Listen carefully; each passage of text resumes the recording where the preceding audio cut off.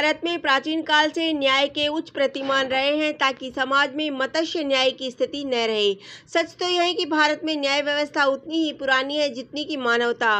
भारत एक कृषि प्रधान देश है और हमेशा से कृषि प्रधान देश होने के कारण यहाँ की अर्थव्यवस्था कृषि से ही जुड़ी रही। कृषि प्रधान अर्थव्यवस्था और कृषि प्रधान देश होने के कारण हमारी प्राचीन न्याय व्यवस्था भी ग्रामों में से जुड़ी रही है। पंचायत के स्तर पर मामलों का निस्तारण हो जाता था और पक्षकारों को इसमें पूर्ण संतुष्टि प्राप्त होती थी।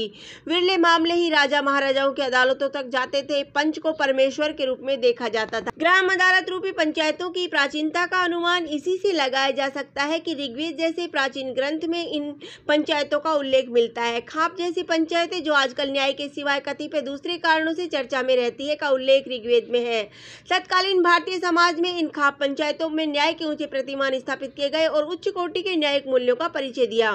तब न्याय को सत्य के प्रतिरूप के रूप में देखा जाता था, उस सत्य के प्रतिरूप के रूप में जिसे शिव से भी सुंदर बताया गया है।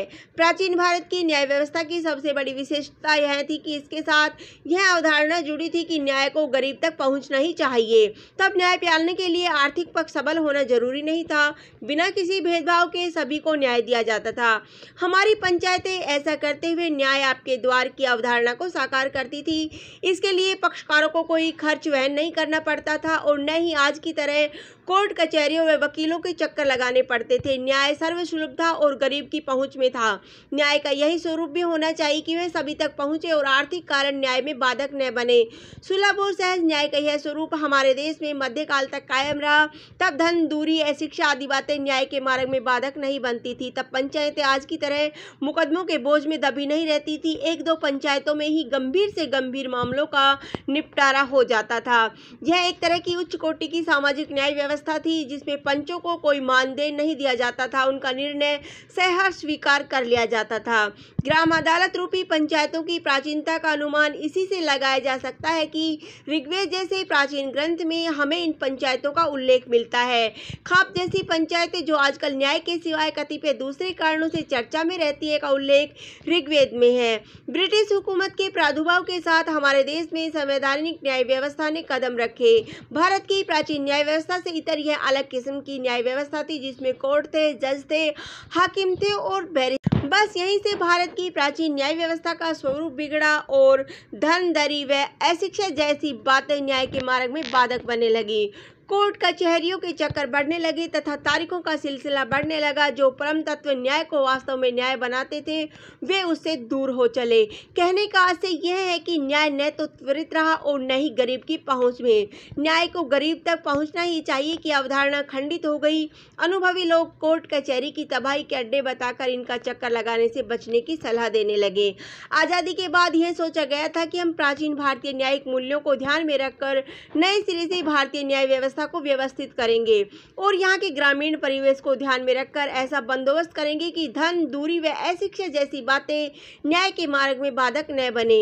न्याय त्वरित हो और गरीब व अशिक्षित की भी पहुंच। इसे दुर्भाग्य व देश के कर्णधारों की अदूरदर्शिता ही कहेंगे कि आज की न्याय व्यवस्था को प्राचीन भारत की न्याय व्यवस्था का संस्पर्श नहीं मिल पाया। स्वतंत्रता के बाद भी हमने वादों के निपटाने का वही ढांचा अपना लिया जो औपनिवेशिक काल में था। खैर, देर से ही सही, अब इस दिशा में न्याय व्यवस्था से जुड़े लोगों का ध्यान गया है। उन्हें ग्राम अदालतों की प्रासंगिकता समझ में आने लगी है। इस औपनिवेशिक काल की न्याय व्यवस्था को हूबहू अपनाने के कारण जहाँ न्याय की प्राचीन स्रोत रही पंचायतें इस संदर्भ में प्रभावहीन हो गई, वही धनहीनता और अशिक्षा जैसी बातें न्याय मार्ग में बाधक बनने लगी। पंचायत रूपी ग्राम अदालतें प्राय अप्रासंगिक हो चली और न्याय के मंदिरों का स्वरूप बड़ा ही भयावह होता चला गया। उलझाऊ जिरे और झूठी गवाहियों ने जहां समूची न्याय प्रणाली को दूषित बना डाला, वहीं न्याय की कोई समय सीमा न रही। न्याय के नाम पर तारीखें मिलने लगी। वाद दायर करने की प्रक्रिया अत्यंत जटिल बना दी गई, इतनी जटिल कि बिना वकील का सहयोग लिए पढ़ा लिखा भी वाद दायर न कर पाए। अशिक्षित की तो बात ही छोड़िए, चूंकि वकीलों पर निर्भरता बढ़ी तो उन्होंने बेहिसाब फीस मुवक्किलों से वसूलनी शुरू कर दी। खैर, देर से ही सही, अब इस दिशा में न्याय व्यवस्था से जुड़े लोगों का ध्यान गया है।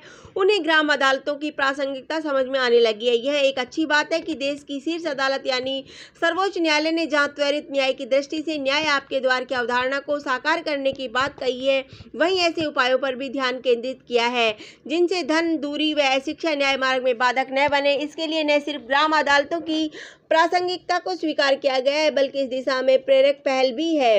वस्तुतः ग्रामीण क्षेत्रों में न्यायिक व्यवस्था उपलब्ध करवाने तथा सामान्य न्यायालयों में कार्य बोझ कम करने के उद्देश्य से इन न्यायालयों की संकल्पना की गई और इसे मूर्त रूप देने के उद्देश्य से संसद द्वारा वर्ष 2008 में ग्राम न्यायालय अधिनियम पारित किया गया, जो 2 अक्टूबर 2009 से लागू हुआ। इन अदालतों का पीठासीन अधिकारी न्यायाधिकारी होता है, जिसे प्रथम श्रेणी न्यायिक मजिस्ट्रेट की शक्तियां प्राप्त होती है। इनकी नियुक्ति राज्य सरकार द्वारा संबंधित उच्च न्यायालय की सलाह पर की जाती है। ग्राम अदालतों को संपत्ति संबंधी सिविल वादों तथा 2 वर्ष तक के कारावास के प्रावधान वाले आपराधिक मामलों की सुनवाई का अधिकार प्राप्त है। इन अदालतों के निर्णयों के विरुद्ध आपराधिक मामलों में सेशन कोर्ट में तथा सिविल मामलों में डिस्ट्रिक्ट कोर्ट में अपील की जा सकती है। हालांकि हमारे देश में इन अदालतों की स्थापना का कार्य अभी अपने शैशव काल में है, तथापि ग्राम अदालतों की अधिकाधिक स्थापना से देश में न्याय आपके द्वार जैसी अवधारणाएं साकार होंगी, वहीं न्याय की पहुंच भी गरीब तक बढ़ेगी। इससे देश की अदालतों में मुकदमों के बोझ में भी कमी लाने में सहायता मिलेगी। इस प्रकार ग्राम अदालतें हमारी संवैधानिक न्याय व्यवस्था का भी अंग बनेगी। न्याय क्षेत्र की यह एक प्रशंसनीय व नेक पहल है, जिसमें संभवतः पहली बार देश की उस आत्मा का ध्यान रखा गया है जो गांव में बसती है। कालखंड का प्रभाव गांव पर भी पड़ा है, पर वे निर्मल गांव नहीं रहे जिनके लिए महात्मा गांधी उच्च कोटि के नैतिक दर्शन की बात किया करते थे। आज के गांव ईर्ष्या, द्वेष, हिंसा व झगड़ों का पर्याय बन चुके हैं। छोटी छोटी बातों पर कटुता और झगड़े इस हद तक बढ़ जाते हैं कि मामलों के अदालत तक पहुंचने में देर नहीं लगती। आप कोर्ट कचहरियों में गौर करिए, भीड़ का एक बड़ा हिस्सा आपको ग्रामीण परिवेश का ही मिलेगा। अदालतों में न्याय के नाम पर ये किस कदर शोषण और उत्पीड़न का शिकार होती है, यह किसी से छिपा नहीं है। इन्हें मुकदमों की पैरवी के दौरान कितने शारीरिक, मानसिक व आर्थिक कष्ट उठाने पड़ते हैं, इसकी गणना आसानी से नहीं की, बस कल्पना की जा सकती है। यदि ये बेचारे दलालों के चुंगल में फंस गए तो बस पूछे मत, तबाही कई गुना बढ़ जाती है। अब जबकि ग्राम अदालतों की प्रासंगिकता को स्वीकार किया जा चुका है और इसकी स्थापना की तरफ तत्परता से ध्यान दिया जा रहा है, तो तय समझिए कि न्याय व्यवस्था में सुधार होगा और इस तरह से हमारा न्यायिक तंत्र भी विकसित होगा। ग्रामीणों को व्यर्थ की भागदौड़ से निजात मिलेगी तथा उन्हें जल्द न्याय सुलभ होगा। यह एक सराहनीय पहल है। इसकी उज्ज्वलता के प्रति हमें विशेष रूप से सतर्क रहने की जरूरत है। आवश्यकता इस बात की है कि इन ग्राम अदालतों में सक्षम व योग्य न्यायाधीशों की नियुक्ति की जाए, जो न्याय के उच्च प्रतिमानों को कायम रख सके, ऐसे निर्णय दे जो नजीरे बन जाए और जिन्हें ऊपर की अदालतें स्वीकार करें। कहने का आशय है कि हर हाल में न्याय की गुणवत्ता कायम रहनी चाहिए, न्याय की आत्मा नहीं मरनी चाहिए। ग्राम अदालतों की प्रासंगिकता और सार्थकता इसी में है कि वे दबाव रहित होकर निष्पक्ष न्याय करें, तभी यह रचनात्मक पहल रंग लाएगी। धन्यवाद। जय हिंद, जय भारत।